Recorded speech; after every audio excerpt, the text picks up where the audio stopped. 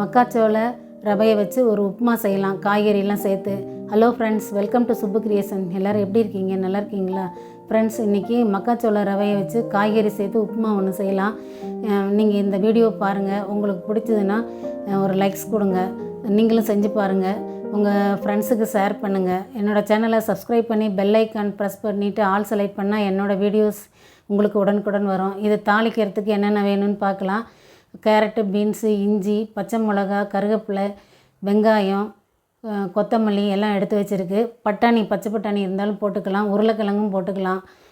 இப்போ எப்படி செய்யலான்னு பார்க்கலாம் வாங்க. ஒரு டம்ளர் ரவை எடுத்து நம்ம வெறும் வாணலியை அடுப்பில் வச்சு கொஞ்சம் சூடானதும் போட்டு ட்ரை ரோஸ்ட் பண்ணிக்கலாம்.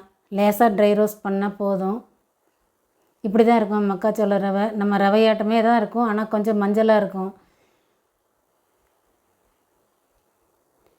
ரவை உப்புமா, கோதுமை உப்புமா இதே செய்கிறதுக்கு நமக்கு இது போல் செஞ்சால் கொஞ்சம் வித்தியாசமாக இருக்கும், நல்லாவும் இருக்கும். லேசாக சூடாகிற வரைக்கும் வறுத்துக்கலாம்.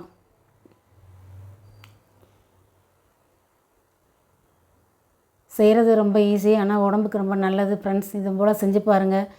எடுத்து வேறு தட்டில் கொட்டிட்டு கடாயை அடுப்பில் வச்சு கொஞ்சம் எண்ணெய் ஊற்றி கடுகு தாளிச்சிக்கலாம்.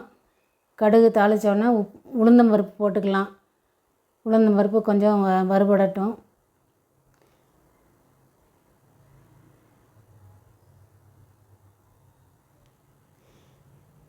இப்போ வெங்காயம், பச்சை மிளகா இதெல்லாம் சேர்த்துக்கலாம்.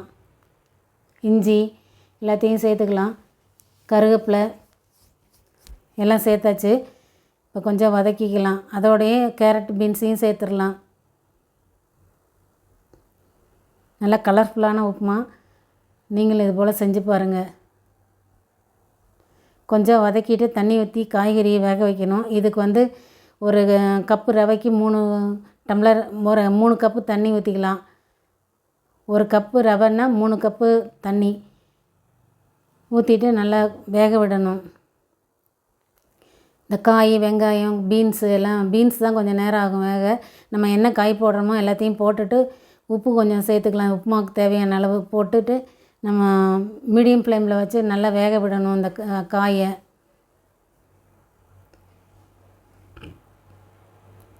இதிலே தண்ணி ஊற்றுனதுக்கப்புறம் நம்ம கொத்தமல்லியும் சேர்த்துடலாம். நறுக்கி வச்ச கொத்தமல்லியும் சேர்த்தாச்சு.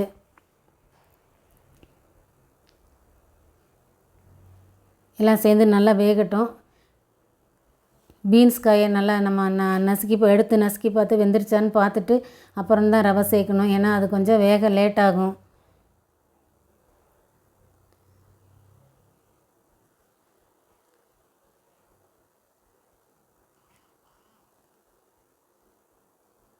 நல்லா வேகுது.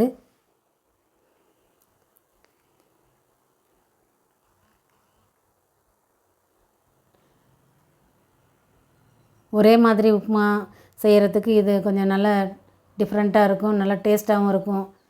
இப்போ ரவையை கொஞ்சம் கொஞ்சமாக கொட்டி கலக்கிக்கலாம். சிம்மில் வச்சுக்கோங்க அடுப்பை, இல்லைன்னா தெறிக்கும்.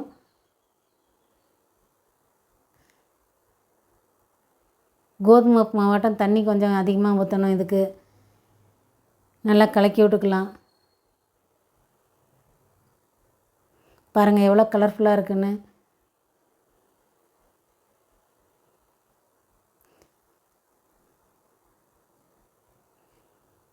கொஞ்சம் மூடி போட்டு நல்லா வேக வச்சுருவோம், தண்ணியெலாம் சுண்டுற வரைக்கும். பாருங்கள் இப்போ கொஞ்சம் எண்ணெய் ஊற்றி நல்லா பிரட்டி கொடுத்துக்கலாம். ஒரு 2 ஸ்பூன் ஊற்றினா போதும். நல்லா ரவை வெந்துடுச்சு. இன்னொரு தடவை நல்லா பிரட்டி கொடுத்து பார்த்துட்டு எடுத்துக்கலாம். பாருங்கள் நல்லா எப்படி வெந்திருக்குன்னு பாருங்கள். நல்லா கலர்ஃபுல்லான உப்புமா இது. ரொம்ப டேஸ்டானது, ஆரோக்கியமான உப்புமா.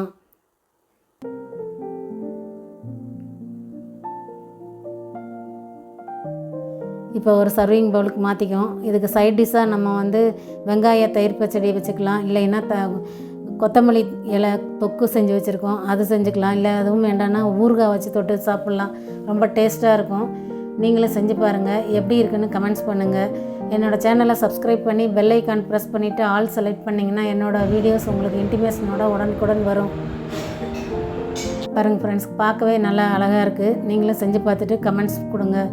தேங்க்யூ ஃபார் வாட்சிங். சப்ஸ்கிரைப் பண்ண மறந்துடாதீங்க ஃப்ரெண்ட்ஸ்.